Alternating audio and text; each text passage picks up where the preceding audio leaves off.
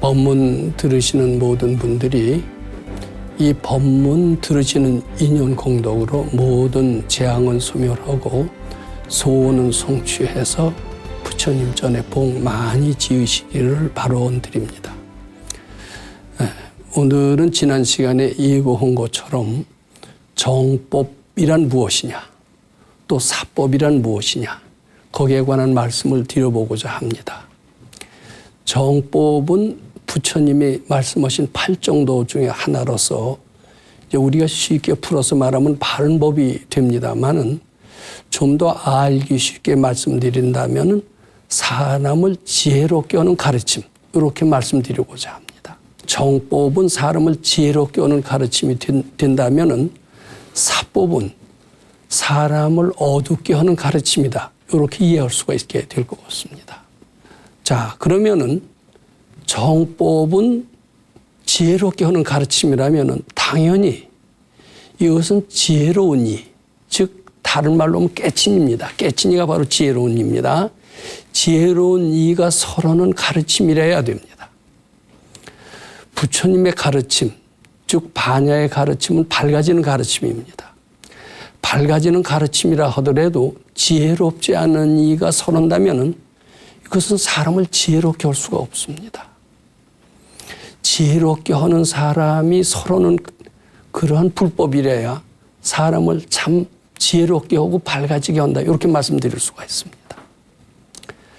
깨친 이, 지혜로운 이는 설사 유교 경전을 설한다 하더라도 사람을 지혜롭게 인도할 수가 있습니다. 반대로 깨치지 못한 사람, 즉 지혜롭지 못한 사람이 설하는 그런 가르침이라면은 설사 밝아지는 가르침, 불교의 가르침을 얘기한다 하더라도 사람을 지혜롭게 하는데 성공하지 못할 겁니다. 즉 정법이라고 하는 것은 깨친 이, 즉 지혜로운 이가 설하는 가르침이다. 저는 이렇게 말씀드리고자 합니다. 그리고 세상에서는 아무리 참 좋은 가르침이라 하더라도 사람을 밝게 하고 행복하게 하고 지혜롭게 하는 가르침이라 하더라도 그 진리를 깨닫지 못한 사람이 설한다면 이것은 사람을 밝게 하지 못하고 어둡게 할 수 있다, 이렇게 생각을 해봅니다. 부처님이라고 하는 것은 어떤 존재냐? 형상이 아무 없는 것이 부처님의 특징입니다. 부처님의 정체성을 이야기한다는 것은 아주 쉬운 일이 아닙니다. 또 깨친 이, 즉 도인입니다. 도인의 정체성을 말한다는 것도 매우 쉬운 일이 아닙니다. 부처님의 정체성, 도인의 정체성을 알 때 정법의 참뜻을 우리는 이해할 수 있게 될 겁니다. 우선 그 깨친 이는 무엇을 깨쳤다라고 해야 되느냐 하면 일체 유심조의 진리를 깨쳤다고 해야 제대로 깨친 이다, 이런 말씀을 드린 적이 있습니다. 좀 더 구체적으로 말씀드린다면 내 운명도 내가 만들고 기륭화복도 누구에 의해서 기륭화복이 오는 게 아니라 다 내가 만든 것이고, 나아가서는 삼라만상, 삼천초목도 다 내가 만든 것이라는, 즉 일체 유심조의 진리를 깨쳐야만이 참 깨친이요 도인이다, 이런 말씀을 드린 적이 있습니다. 또 깨친이는 무엇을 깨쳐야 되느냐 하면 공의 진리를 깨쳐야 됩니다. 우리는 살아가면서 여러 가지 난관을 봉착하게 됩니다. 경우에 따라서는 절체절명의 난관을 봉착해서 절망하고 괴로울 때가 너무나 많습니다. 그런데 이런 절체절명의 위기, 난관에 자포자기한다라면 깨친이라고 할 수가 없습니다. 그런 절체절명의 위기나 난관이 본래 착각이고 본래 없다라는 공의 진리를 깨쳐야만이 깨친이라고 할 수가 있습니다. 그래야만이 그 난관에서 벗어날 수 있게 되는 겁니다. 깨친이라고 하면서 도인이라고 하면서 절체절명의 위기에서 벗어날 수가 없다면은 어찌 깨친이라고 할 수가 있겠습니까? 깨친이는 난관이고 위기고 공포고 이것이 참이 아니고 본래 없다라는 공의 진리를 깨쳐야 된다, 이런 말씀을 드린 적이 있었습니다. 또 깨친이는요, 내가 본래 없음을 깨칩니다. 우리 금강경에도 약보살이 유아상, 인상, 중생상, 수자상이면 즉비보살이니라 이런 표현이 나옵니다. 나라는 것이 있으면 보살이 아니니라. 이것은 달리 말해서 내라는 것이 본래 없는 것을 깨쳐야만이 참 깨친이다, 도인이다 이런 뜻이 되는 겁니다. 따라서 깨친이는 나라는 것이 없습니다. 아상이 없습니다. 욕심이 없습니다. 성냄이 없습니다. 그래서 설법을 할 때 자기 주장을 내세우지 않습니다. 상대의 특성, 분위기에 잘 맞춰서 그에 알맞는 설법을 합니다. 그런 설법은 무슨 설법이라고 했죠? 수기설법이라고 했습니다.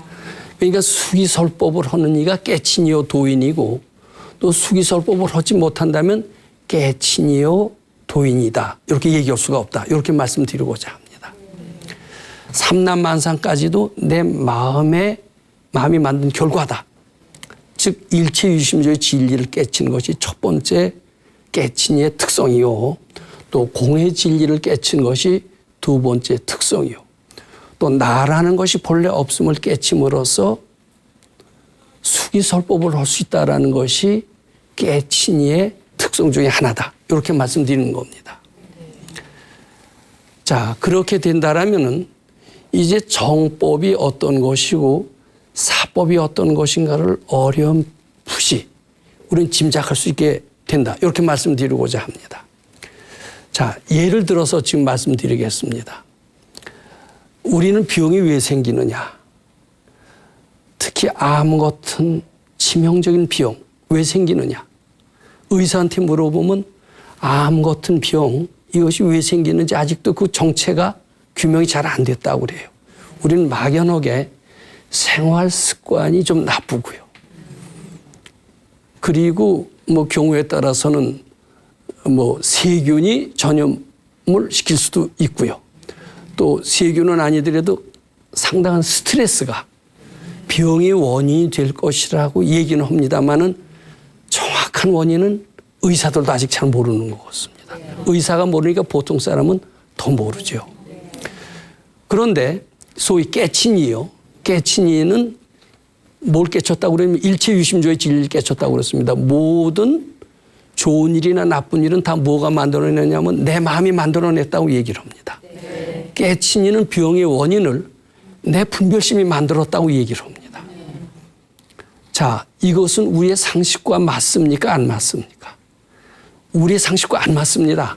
왜냐하면 병의 정확한 원인은 모른다. 아마도 스트레스도 있을 거고 나쁜 생활 습관도 있을 거고 경우에 따라서는 세균 전염에 의한 병이 발생할 수도 있을 것이다. 우리는 이런 막연한 상식이 병의 원인으로 알고 있습니다. 근데 내 분별심, 내 번뇌망상이 병을 만든다. 이렇게 하면 잘 믿어집니까? 안 믿어집니까? 안 믿어져요.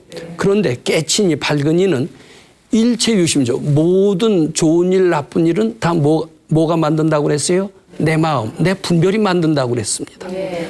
그래서 그 깨친이나 밝은이는 병의 원인은 내 궁리, 내 번뇌망상이 만든다. 번뇌망상이 아주 심각할수록 더 중한 병에 걸리게 된다. 이런 슬기로운 결론을 냅니다. 그게 뭐가 슬기로우냐 이렇게 생각하실지 모릅니다만 매우 슬기로울 뿐만 아니라 병에서 벗어나는 방법까지도 거기서 제시하고 있습니다. 우리의 번뇌망상이 병을 일으켰다라면 그 병에서 벗어나는 길이 뭡니까? 번뇌망상이 착각인 줄 알고 소멸할 수만 있다면 그 병에서 벗어날 수 있는 처방이 나오는 겁니다. 의사들은 병에서 벗어나기 위해서 여러 가지 처방전을 줍니다. 약으로 고칠 수 있다라고 얘기를 합니다. 그런데 깨친이는 어떻게 얘기하느냐? 일체유심조 진리에 의거서 얘기합니다. 약이 병을 고치는 게 아니라 그대 올바른 마음이, 정법이 병을 고친다 이렇게 합니다. 병을 고치는 건 결과고 결과를 일으키는 그 원인은, 모든 원인은 다 마음에서 있다 이렇게 얘기를 합니다. 이것은 우리의 상식과는 맞지 않지만은 길게 관찰해 보면은 굉장히 합리적이고 옳은 판단이라는 것을 저는 많이 믿게끔 됐습니다. 실제로 우리 건강경 공부회 하는 데서 일어났던 이 일입니다. 어떤 도반이 중이염 때문에 굉장히 골치를 앓은 적이 있었습니다. 중이염은 관절염과 마찬가지로 굉장히 난치병 중에 속합니다. 그래서 그 고생을 하고 그 중이염 치료는 감히 건강경 공부에 의해서 전혀 도움을 받을 수 있으리라는 생각을 못했던 겁니다. 그래서 병원에 가서 수술 날짜를 잡았습니다. 수술을 통해서만이 이 중이염이라는 것이 고쳐질 수 있을 것이다 라고 하고 의사와 상의해서 수술 날짜를 잡기 이르렀습니다. 그때가 한 달가량 됐었습니다. 진단을 받고 수술 날짜를 잡은 지가. 그동안 이 사람은 하루에 건강경 7독씩 무섭게 건강경 공부를 정진하게 됐습니다. 물론 병의 치료 목적으로 해서 한 것은 아닙니다. 건강경을 하루에 7독씩 열심히 하다가 수술 날짜가 돼서 병원에 갔습니다. 의사가 수술하기 전에 중이염의 진행 정도가 어떻게 된 것을 조사해 봤습니다. 뜻밖의 수술할 필요가 없이 깨끗이 다 나아 있는 사실을 발견했습니다. 의사가 놀랐습니다. 내가 수술할 필요가 없이 병이 깨끗이 나아 있으니 무슨 방법으로 이 병을 치료했어? 이렇게 물었다는 겁니다. 그렇게 묻기 전에 이제 깨끗이 나았다 그러니까 이제 이 사람이 그랬대요. 도대체 무슨 원인으로, 무엇 때문에 제 병이 났습니까? 그랬더니 그 의사가 도리어 뭐라고 그러냐면 이건 내가 묻고 싶은 것이요. 당신 그동안 무엇을 했기 때문에 이 병이 중이염이, 난치병이 깨끗이 고쳐졌어요. 이렇게 되물었다라는 겁니다. 근데 그런 비슷한 중병에서 고쳐진 신뢰를 건강경 공부를 통해서 많이 나아진 사례를 전 많이 알고 있습니다. 자, 이 사실을 믿어본다고 한번 가정해 보시죠. 그렇다면 건강경이 뭐 하는 가르침입니까? 번뇌망상이 착각인 줄 알고 본래 없음을 깨닫게 하는 가르침이 건강경에 있습니다. 그런 가르침이라고 생각한다면 병의 원인은 의사들이 얘기하는 것처럼 스트레스나 나쁜 생활 습관이라고 하기보다는 우리의 번뇌망상이 병을 불러오는 것으로서 어렴풋이 이해가 됩니다. 아직 확실히는 잘 모르시죠. 그리고 번뇌망상이 병의 원인이라면 번뇌망상을 소멸하는 건강경 가르침은 어떤 의사의 처방전보다 훌륭한 대안이다. 이렇게 생각할 수 있어요? 없어요? 있어요. 네, 이렇게까지 이해가 되신다면 부처님 말씀이 옳아요? 우리 상식이 옳아요? 부처님 말씀이 더 옳다. 부처님 가르침. 즉 모두 마음이 정하는 대로 현실이 나타난다. 이것이 참 정법이다. 지혜로운 판단이다. 이렇게 이해할 수가 있죠. 자, 그다음에요. 세상에 성공이라는 것은 매우 어렵다고 우리는 알고 있습니다. 좋은 대학에 들어가려면 치열한 경쟁을 뚫고 몇십 대 1의 경쟁을 뚫고야만이 겨우 갈 수가 있습니다. 좋은 직장에 갈래도 100대 1의 경쟁률을 뚫어야 될지도 모릅니다. 그중에서 위대한 CEO가 되려면 각종 난행고행을 다 해야 된다라고 이렇게 생각을 합니다. 그래서 인생에 성공할 때는 무수한 난행고행이 뒷받침되지 않으면은 도저히 성공할 수 없다. 우리는 그런 상식을 가지고 있습니다. 그런데 깨친이의 판단, 그것은 어떨까? 즉 정법의 판단은 어떨까? 그인애들은 세상의 경험을 갖고 판단하지 않습니다. 뭘 갖고 판단하냐면 부처님의 가르침, 즉 일체유심조, 일체유심조의 가르침에 의거해서 세상의 문제를 해결하고자 합니다. 그이는 성공을 위해서는 피나는 노력을 해야 된다라고 반드시 얘기하지 않습니다. 마음에서 미리 성공해라. 마음에 자신감을 가져라. 이 자신감만 가진다면은 난행고행할 필요도 없이 성공은 아주 쉽게 오리라. 이렇게 전망을 합니다. 그것은 무엇을 말하느냐? 실제로 그 손자병법에도 이런 얘기가 있습니다. 손자병법은 우리 부처님의 가르침과 좀 다른 가르침으로 알고 있습니다만은 상당히 사람을 지혜롭게 하는 이의 가르침이라는 것은 어느 정도 짐작을 하죠. 사관 학교에서는 손자병법을 필독 도서로 해서 그것을 강의하는 교관이 있다라고 하면서 손자병법을 천독을 하면은 전쟁에 나가서 모든 일을 다 슬기롭게 처리해서 백전백승하는 장수가 된다. 이런 이야기가 있습니다. 근데 손자병법에는 무슨 얘기가 나오냐면 백전백승을 하는 장수, 100번 싸워서 100번 이기는 장수는 싸우기 전에 미리 자신감을 가져야 된대요. 그리고 싸우면서 이기기를 생각하는 장수가 있대요. 처음에 싸우면서 이기기를 생각하는 장수라는 것은 어떤 장수냐면은 자신이 없는 장수예요. 싸우면서 요행이 이겼으면 하는 그런 자신은 없지만 기대만 걸고 싸우는 그런 장수는 대개 다 진다라는 겁니다. 이 손자병법에서는 백전백승하기 위해서 싸우기 전에 미리 이겨야 된다. 즉 자신감을 굉장히 강조하고 있습니다. 이 자신감이라고 하는 그 마음, 그것이 바로 성공의 키라는 겁니다. 우리는 세상의 상식은 어떻습니까? 성공은 굉장히 어려운 일이고 난행고행을 다 해야만이 겨우 달성할 수 있다. 이렇게 얘기하는 반면에 깨친이, 아주 슬기로운 이는 일체유심조의 가르침을 바탕으로 해서 우리 마음에 자신감만 있으면 성공은 아주 쉽게 다가올 수 있다. 이렇게 얘기를 합니다. 자, 또 깨친이의 그 판단, 슬기로운 판단의 예를 한두 가지 더 들어보도록 하겠습니다. 요 예를 자꾸 들어서 이해하시면 이해할수록 그 구닥다리 같은 옛날 얘기만 하는 그런 깨친이의 가르침도 어떤 현대적 가르침보다 확실히 더 우리 마음에 다가오고 더 믿을 수 있구나 이런 아마 생각을 하시게 될 것으로 이렇게 생각을 합니다. 자, 우리 이제 일제 36년 동안 일본한테 나라를 뺏긴 적이 있잖아요. 그래서 우리 이제 그런 기록에는 그렇게 많이 나왔습니다. 독립운동을 하는 우리 조상들을 무참히 살육을 합니다. 그리고 많은 재산, 우리나라 뭐 철도도 놔주고 학교도 놔주고는 했지만 그 이상으로는 몇 배 더 우리나라에서 많이 뺏어갔습니다. 이제 그런 36년 동안 일제 가진 압박을 다 받은 걸 보고 참 일본 사람은 우리는 많이 증오를 합니다. 지금도 한국 사람은 일본 사람 참 증오해요. 증오할 뿐만 아니라 아주 무시합니다. 일본을 무시하는 유일한 나라 한국밖에 없다고 봅니다. 미국 사람은 존경한대요. 왜 이래? 자, 그러면서 우리 한국 사람의 마음엔 뭐라고 있느냐면 일본 놈들 나쁜 놈들이다. 어떻게 남의 나라를 이렇게 불법으로 침략을 해서 30년 동안 여기서 가진 인명을 살상하고 재산을 수탈해 갈 수가 있느냐. 일본의 고약한 심성, 이것은 버릇을 고쳐줘야 된다. 이렇게 하면서 일본인을 증오하는 사람들이 너무나 많습니다. 이건 보통 상식입니다. 역사는 그렇게 얘기하지만 역사가 다 옳습니까? 안 옳습니까? 반드시 옳지는 않아요.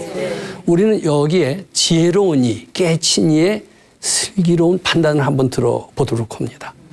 깨친이가 잘 봤더니 우리가 일본 사람한테 36년 동안 나라를 뺏기고 가진 수모를 다 당하고 우리 조상들이 무참하게 독립운동을 조상들이 무참하게 그 죽음을 당했는데 이것은 일본 사람이 나쁜 점 때문에 그런 게 아니라는 겁니다. 우리는 그렇게 생각을 하는데 뭐 때문에 그러냐? 우리 조상들이 그 이전부터 일본 사람 하면은 한 수 아래로 봤어요. 그래서 발톱의 때만큼도 알지 않았다는 겁니다. 이렇게 천대하고 무시하는 그 마음이 일본으로 하여금 우리한테 적개심을 품게 했고 우리를 나라를 36년 동안 불법으로 강점을 했고 우리 독립운동을 하는 우리 조상들은 무참히 죽였다. 이런 판단이 나옵니다. 즉 뭐가 먼저예요? 먼저 무시하는 마음이 먼저고 그 과보는 뒤따라왔다라는 겁니다. 자, 역사적인 판단이 옳아 보여요? 도인의 판단이 옳아 보여요? 대답하기 곤란해요. 근데 우리는 적어도 여기서만은 역사가 그러고 사람들이 그렇다 하더라도 깨친이의 말을 귀를 기울여 봐야 됩니다. 모든 것은 다 마음이 먼저라는 겁니다. 우리가 먼저 무시하고 천대하니까 지렁이도 밟으면 어떻게 해요? 꿈틀어듯이 이렇게 그 사람들도 그렇게 반응할 수밖에 없지 않느냐. 이런 생각은 해봄직합니다. 자, 여기에서도 깨친이의 말, 즉 일체 유심조의 진리를 다시 한번 확인할 수가 있습니다. 한 가지 예만 좀 더 들어보도록 합니다. 이것은 상당히 아주 재밌는 얘기지만은 잘 믿기 어려운 이야기이기도 합니다. 임진왜란 때 일본이 본래 어떻게 했냐면 우리가 당신 나라는 조선을 칠 의사가 없다. 중국을 칠 생각이 있는데 길을 빌려라. 이렇게 얘기를 시작을 했습니다. 근데 우리가 그 속셈을 뻔히 알죠. 우리는 길을 빌려줄 수 없다. 그랬더니 이제 그 뒤로 거기 우리 중학교 때 역사책에서 많이 배웠습니다만 기라상 같은 이런 무장들을 앞세워서 새까맣게 배를 몰고 이제 부산포부터 와서 한국을 질풍노도처럼 치고 북으로 올라갑니다. 수많은 사람들이 죽어 나갔습니다. 자, 그러면서 우리는 분개합니다. 우리는 일본을 그렇게 도와주고 가르쳐주고 아우의 나라처럼 돌봐줬건만 그네들은 은혜를 모르고 우리나라를 불법으로 침략을 해서 수많은 인명을 살상을 했구나. 일본 놈들이 우리 조상을 다 죽였구나. 우리 이런 코 무덤이니 귀 무덤이니 이런 거 들었죠? 네. 사람만 죽인 게 아니에요. 코도 비어가고 귀도 비어갔어요. 이런 잔인한 나쁜 외놈들 우리는 분개합니다. 그리고 우리의 조상들을 다 일본 사람이 죽였다라고 이렇게 얘기를 합니다. 네. 그건 역사에서 사실로 인정을 하는 거고 우리도 그렇게 믿는다. 우리는 그렇게 생각을 합니다. 근데 깨친이나 밝은이들도 그렇게 해석을 할까요? 다르게 해석하는데 어떻게 하는 건지 모르죠. 네. 저는 들어서 알았어요. 이건 믿기 어려운 겁니다. 임진왜란 때 수많은 사람이 죽었지만은 또 6.25 때도 수많은 사람이 죽었죠. 네. 우리는 그때 이 김일성 나쁜 놈, 우리나라 불법 남침해서 수많은 양민의 목숨을 죽였다 하고 이를 갈았습니다. 우리 어렸을 때 이질이야 어찌 우리 이 나라를 하면서 6.25의 노래를 비웠던 기억이 있습니다. 네. 그때 임진왜란 때 일본 놈이 우리를 죽였다 이렇게 했고 6.25 때는 김일성 일당들이 우리 동포를 죽였다 이렇게 생각을 합니다. 근데 밝은이 해석은 그렇지 않습니다. 이건 믿기 어렵습니다. 죽을 놈이 지가 죽고 싶었던 사람이 죽는다라는 겁니다. 믿어져요? 안 믿어져요? 자기가 죽지 않는다 그러면요. 김일성이도 못 죽이고요. 외놈들도 못 죽인대요. 왜냐? 우리는 부처님과 같은 위대한 존재고 우리 운명을 마음대로 만드는 존재고 먼저 뭐라고 그랬습니까? 기륭화복을 마음대로 좌지우지하는 그런 전지전능한 부처님의 성품이 우리한테 있다 이거예요. 네. 우리는 시시각각으로 소원을 성취한다라는 거예요. 우리가 죽지 않는다 그러면 임금도 못 죽인대요. 하늘도 못 죽인대요. 하물며 김일성이나 외놈이 죽일 수 있을까요? 없을까요? 우리가 죽는다고 그래야 죽는다. 이 얘기는 김일성이나 외놈을 미워하는 게 아닙니다. 미워하는 게 아니라 우리의 위대성을 얘기하는 거예요. 그래요? 안 그래요? 우리의 위대성을 할 때 우리 불교에 믿는 보람을 느낄까요? 안 느낄까요? 느끼죠. 자, 도인은 깨친이는 임진왜란 때 수많은 사람이 죽인 것 6.25 때 불법 남침해서 많은 사람이 죽은 것을 그네들 탓으로 돌리지 않습니다. 우리가 죽는다 그래야 죽지. 내가 산다 그러면 천하의 누구도 죽이지 못한다. 자, 하나의 예를 좀 더 들어보겠습니다. 우리는 지금 의술이 대단히 발달해서 대한민국의 의술은 세계에서 몇 지 안에 갈 정도로 대단한 의료 선진국이 됐습니다. 이젠 태어난 애들은 성장할 때까지 거의 죽지가 않아요. 100% 거의 삽니다. 근데 조선시대에만 하더라도 이런 예방접종에 이게 마마 이런 게 하나도 없었고 연병이라는 게 생기면은 그냥 돌림병이라고 그랬죠. 몰살을 해요. 자, 근데 이런 속담이 있습니다. 그때는 가족들도 많이 나요. 요새는 한 집에 2자녀밖에 안 낳죠. 한 자녀밖에 안 낳는데 조선시대만 하더라도 6명, 7명씩. 많은 집은 10명도 더 납니다. 이게 한 집에 대개 한 10식구씩은 돼 살았어요. 근데 이제 돌림병, 연병이 돕니다. 근데 다 죽어도 한 사람만 딱 살려놓은대요. 송장칠 한 사람은 딱 다 죽이지 않는데요. 그런 속담이 있어요. 조선시대. 왜 그럴까요? 나는 살아야 된다 하니까 연병도 죽이지 못하는 거예요. 내가 산다 그러면 살아요. 그럼 죽는 사람은 왜 죽느냐? 자기가 죽고 싶어서 죽는 거예요. 근데 그 말 믿어져요? 안 믿어져요? 안 믿어지는데요. 잘 생각해 보세요. 자기가 죽지 않는다 그러면 절대 안 죽어요. 내가 살아서 연병에 걸려서 다 쓰러져 가는 우리 가족을 나라도 송장을 치어야 되겠다 이렇게 한다면 한 사람만 살려둔다는 조선시대 속담이 있습니다. 제가 요 예를 드는 것은 무엇이냐면 인간의 위대성을 얘기하려고 하는 겁니다. 우리는 전지전능한 부처님의 성품을 그대로 가지고 있습니다. 우리의 운명을 마음대로 만들고 시시각각으로 소원 성취하는 위대한 존재라는 것. 내 마음이 다 만든 모든 것을 다 삼라만상을 창조하는 위대한 존재라는 것을 제가 강조하고 그런 신뢰가 이런 식으로 나타났다라는 것을 말씀드리기 위해서 제 이 말을 강조하는 겁니다. 즉 제가 말씀드린 대로 해석하는 것은 깨닫는 이의 해석, 바로 정법이고 이런 정법은 바로 지혜로워지는 법이고 이런 이야기를 잘 들을 때 우리는 어떻게 될까요? 점점 지혜로워지고 행복해진다. 이렇게 말씀드릴 수 있습니다. 반대로 세상의 상식과 똑같은 사고방식을 갖는다면 세상의 상식은 어때요? 깨친 이의 말이 아니죠. 깨치지 못한 사람의 말이죠. 깨치지 못한 사람의 말은, 깨치지 못한 사람은 설사 밝아지는 부처님의 가르침을 서른다 하더라도 사람을 밝게 할 수 있다고 그랬어요? 할 수 없다고 그랬어요? 없으니까 우리는 세상의 상식, 역사가 증명하는 사실에 반드시 마음을 흥분하고 움직일 필요 있어요? 없어요? 그런데 여여부동하고 올바른 이라면, 지혜론이라면 어떻게 이럴 때 판단하셨을까? 부처님이라면 어떻게 판단하셨을까? 마음을 어디로 향해야 돼요? 부처님으로 향해야 될 필요가 있다.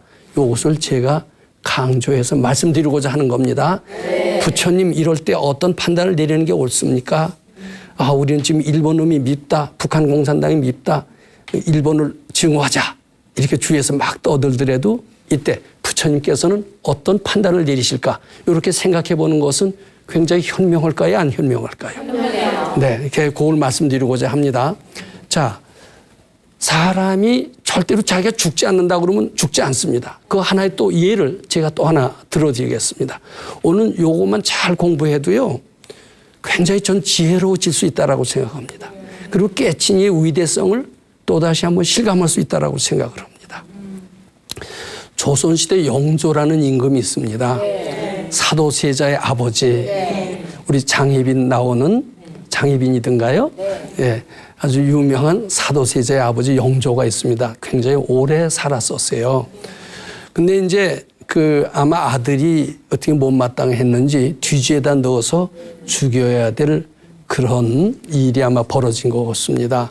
그때 이 일을 담당했던 사람이 구선복이라고 하는 아주 정직하고 강직하고 그리고 힘도 센 그런 장군이 있었습니다. 그런데 이제 그 영조 임금님의 아들인 사도세자는 언제 힘도 세고 이래서 저희 두지에다 집어넣고서는 죽이는데도 보통 힘 갖고는 당해낼 수가 없을 것 같아서 아주 강직하고 충성스럽고 힘도 센 구선복 장군한테 명령을 내립니다. 내 아들이죠. 아들 사도세자를 뒤지에다 넣어서 감금시켜서 죽게 해라. 비록 임금님의 아들을 죽인다는 그런 마음이 아플까요? 안 아플까요? 아프고 또 경우에 따라서는 상당히 위험한 일이 될 수도 있겠죠. 그렇지만 어떻게 해요? 임금이 시키니까 안 따를 수가 없죠. 그래서 그 구선복 장군은 임금의 명을 따라서 사도세자를 뒤지에다 넣어서 죽입니다. 자기 임금의 명을 따라서 죽였기 때문에 미안한 게 있을까요? 떳떳할까요? 미안함이 없겠죠. 왜냐하면 죽이고 싶어서 죽인 게 아니라 임금의 명을 따라서 어쩔 수 없으니까 떳떳했죠. 그런데 불행스럽게도 그 사도세자의 아들인 누군지 아시죠? 정조가 임금이 된 거예요. 그럼 정조가 임금이 되면은 자기 아버지를 뒤지에다 넣어서 죽인 장본인인 구선복 장군에 대한 호감을 갈까요? 적개심을 가질까요? 당연히 적개심을 가지죠. 근데 그이는 아무런 죄목이 없어요. 저희를 어떻게 트집을 잡아서 죽이고 싶은 거예요. 자, 함부로 죽일 수가 없습니다. 함부로 죽였다간 임금도 자기한테 아주 손해가 옵니다. 요새 말로 부메랑 효과가 와서 당할 수가 있어요. 그러니까 합리적으로 죽이는 방법이 뭐냐? 그의 강직한 성품을 이용하는 겁니다. 그래서 강직한 성품을 이용을 해서 이제 사람들한테 뭘 시키게 했습니다. 그러니까 시키는 대로 어려운 일을 용감하게 해내니까 그 사람들한테 원성이 빗발치듯 할까요? 안 할까요? 빗발치듯 해요. 저거 너무 고지고대로 하면서 우리를 들들 볶는데 저희 가만둬서는 안 됩니다. 저희를 가르칠 뿐만 아니라 저희는 뭐 등등 나쁜 소문을 내면서 아주 그 상소가 빗발치는 겁니다. 정조 임금은 그걸 노렸습니다. 자, 너는 뭘 시키라고 했는데 너무 백성들을 들들 괴롭힌다. 너는 그 죄를 그 죄로 봐서 죽여야 한다. 이제 그리고서는 이제 그 일을 사형장으로 끌고 가는 겁니다. 그게 바로 정조 임금이 바랐던 그 계획 그대로 맞아 떨어지는 겁니다. 그런데 구선복 입장에서 볼 때는 어때요? 자기는 하나도 죄를 진 게 아니에요. 시키는 그대로 충실하게 했을 뿐이에요. 그러니까 사형장으로 끌고 가다가 억울하기 짝이 없는 거예요. 그래서 하늘을 향해서 소리를 치는 겁니다. 내가 지금까지 나는 한 번도 죄 진 적이 없다. 내가 죄 짓지 않는 것을 하늘이 인정한다면 이 수레는 구르지 않으리라. 이렇게 딱 한 거예요. 근데 그런 아주 양심이 맑고 깨끗한 사람의 말은 그대로 현실이 됩니다. 우리 도인은 어떻다고 그랬어요? 기륭화복을 자기가 만들었다고 그랬죠? 바로 그런 도인은 깨친이는 한마디가 바로 현실이 되는 거예요. 나는 일찍이 죄진 일이 없다. 내가 죄진 일이 없으면 이 수레는 구르지 않을 것이다. 그렇게 말하는 순간 그 수레는 신격에도 구르지 않은 겁니다. 그러니까 그때 백성들의 여론이 상당히 중요시할 때입니다. 요새만 여론 정치하는 세상이 아니라 조선시대 때도 백성들이 와서 상소하고 그러면 임금이 안 듣기 어려운 그런 때가 참 많았다고 그럽니다.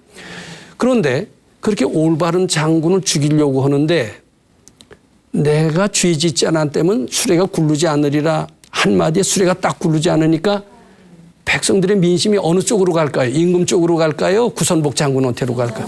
구선복 장군한테로 가니까 임금이 또 큰일 났어요. 저렇게 충실한 장군을 죽였다가는 자기는 백성들에 의해서 무도한 임금이라고 누명을 쓰고 올바른 정치를 펴기가 힘들 것이다. 이런 두려운 생각이 드는 거예요. 자, 그렇다고 살려둘 수가 없어요. 왜냐하면 자기 아버지를 죽인 왼수이기 때문에. 근데 정조라는 임금이 굉장히 슬기로웠던가 봐요. 자, 저희가 수레가 굴르지 않으니 큰일 났다. 저기 어떤 잘못된 점을 한번 샅샅이 뒤져봐라. 그이는 현직에 있을 때 너무나 청렴결백해서 하나의 잘못도 없지만 어렸을 때까지 상세히 과거까지 다 조사를 한다면 단 하나의 잘못도 발견되지 않을 수 없으리라. 먼지 털어서 안 나는 놈 어디 있느냐. 이렇게 하면서 어렸을 때 비행을 다 샅샅이 조사하라고 했던 겁니다. 근데 무슨 사실이 발견됐냐면 어렸을 때 구선복 장군이 굉장히 조숙을 했어요. 조숙해서 유모가 있었는데 유모하고 이상하게 약간 음란한 짓을 했었던 모양입니다. 그 요새식으로 하면 그 죄가 될 수가 없겠죠. 그것도 미투하고는 상관이 없죠. 근데 그때는 어떻게 해서든지 정조 임금 죽이고 싶으니까 그것도 죄목이 돼서 이제 그 죄목을 가지고 구선복 장군한테 가서 네가 하늘을 우러러서 하나도 부끄러운 짓을 한 게 없다고 하더니 그게 무슨 사실이냐. 너는 어렸을 때 유모와 함께 음란한 짓을 하지 않았느냐. 이렇게 이제 다그친 겁니다. 웬만한 뻔뻔한 사람이면 시침이 뚝 떼고 뭐 그게 무슨 죄요. 이렇게 얘기를 했을 텐데 이는 어때요? 너무나 강직하기 때문에 그 말을 듣고 철렁한 겁니다. 나는 하늘을 우러러 한 줌도 부끄러운 일을 한 적이 없노라. 이렇게 얘기를 했지만은 유모고 음란한 짓을 했다라는 그 말을 딱 듣는 순간 자기 자신만만한 마음이 탁 무너지기 시작합니다. 아, 나는 죽어도 마땅한 사람이다. 이렇게 마음이 움직이기 시작했던 거예요. 그렇게 움직이기 시작하니까 딱 멈췄던 수레가 굴러가는 겁니다. 자, 요거 잘 보세요. 나는 하늘을 우러러 조금도 부끄러운 짓을 한 일이 없노라라고 하니까 그 말 그대로 하늘이 동정을 했죠. 네. 그리고 수레가 멈췄습니다. 네. 자, 일체유심조. 그 마음먹은 그대로 현실이 이루어져요, 안 이루어져요? 이루어져요. 그 뒤에 정조 임금이 어렸을 때 비행을 샅샅이 조사를 해서 너 어렸을 때 유머하고 부정한 짓을 저지르지 않았느냐 하고 욱박지르니까 그 말 들으니까 양심의 가책이 되죠. 네. 나는 하늘을 우러러 한 줌도 부끄러운 일을 한 적이 없노라. 요 마음이 약해져요. 네. 약해지면서 나는 죽어 마땅할 수도 있다. 이런 생각을 하니까 그 말 그대로 현실이 나타난 거예요. 네. 자, 일체유심조. 일체유심조가 뭐예요? 지 마음 먹은 그대로 현실이 나타나리라. 네. 마음 먹은 그대로 운명이 전개되리라. 네. 마음 먹은 그대로 기륭 화복이 전개되리로다. 네. 마음 먹은 그대로 다 되니까 나는 시시각각으로 소원을 성취하는 위대한 존재다. 요 얘기가 다 풀리죠. 네. 자, 그러니까 요 사실에서 우리는 무엇을 할 수가 있느냐? 임진왜란 때 일본 놈들이 우리를 죽인 게 아니다. 내가 산다라고 했으면은 절대 죽지 않을 것이다. 근데 그전 같으면 일본 놈들이 죽였다 이렇게 생각을 합니다.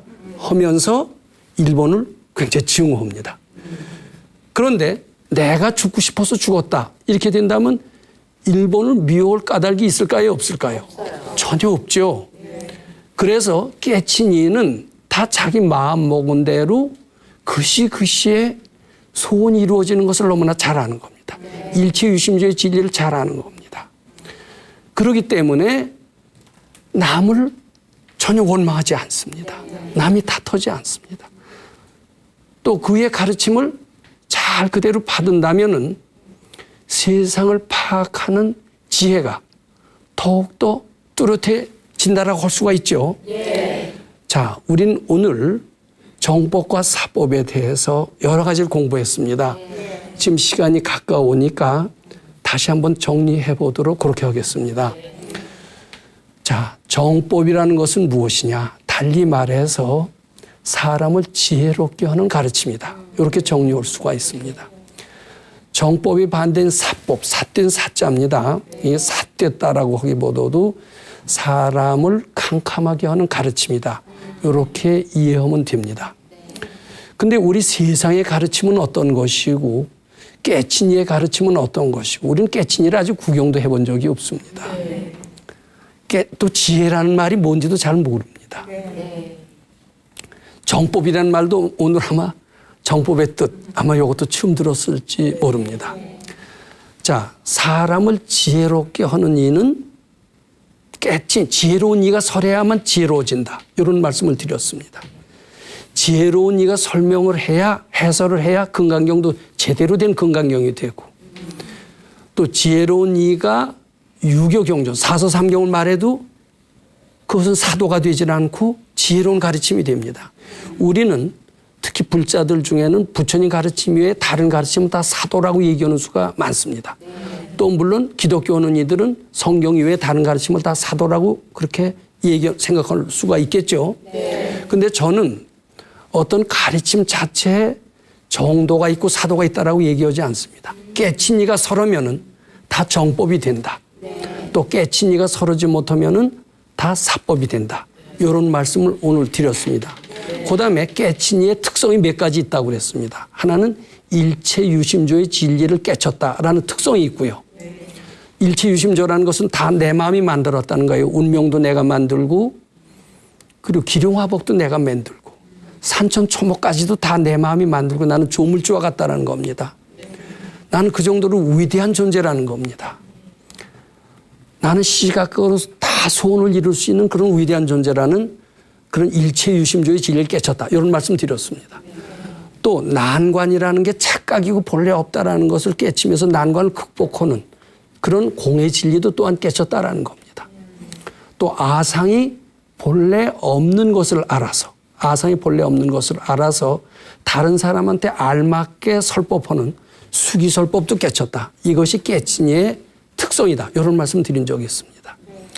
또 깨친 이는 모든 것의 원인을 자기 마음으로 안다. 병의 원인을 내 분별심으로 본다.